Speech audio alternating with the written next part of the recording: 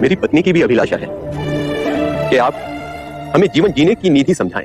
चंड, दाम्पत्य जीवन में सामंजस्य होना अति आवश्यक है। यदि पति और पत्नी के बीच में मधुर संबंध होंगे तो परिवार का सौभाग्य बढ़ेगा और परिवार का सौभाग्य फैलकर संपूर्ण मानव समाज को हर्षित करेगा। पति और पत्नी को सांसारिक रूप से ही नहीं अपितु धन कमाने की भावना और शरीर के बंधनों से ऊपर उठना होगा। पत्नी पति के ही शरीर का एक अंग है।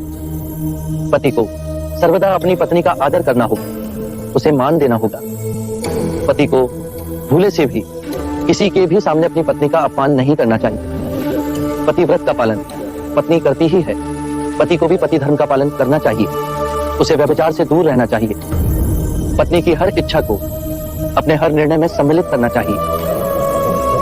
पत्नी का धर्म है पति से सर्वदा प्रेम करना, पति के परिवार को स्वयं का परिवार बनाना, उसके परिवारजनों के लिए सर्वदा अपने हृदय में प्रेम और सेवा का भाव रखना, अतिथियों का आदर करना। यदि परस्पर विश्वास से जिए तो परम ज्ञान की ओर एक साथ जाओगे। कृपा प्रभु, जीवन आपके दिखाए पथ पर चले, उसके कुछ मूल नियम बताने का सौभाग्य दे। अच्छे मनुष्य की संगत करो।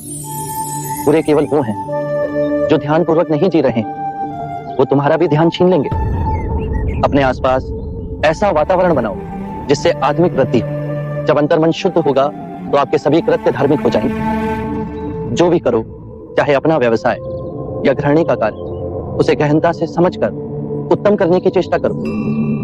खाना भी पकाओ तो कार्य की तरह नहीं, अभूतपूर्ण अवसर की तरह। अपने और अपने पति के माता पिता, अपने बच्चों और आपके जीवन से जो भी जुड़े हैं उनकी देखभाल करो।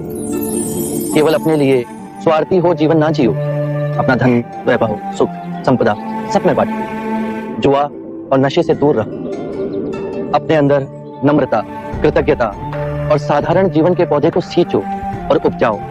जब भी समय मिले भिक्षु से संपर्क कर ध्यान साधना का अभ्यास करो। उससे चिंता और कलेश मिटेंगे और आपके अंदर परम शांति का उदय होगा।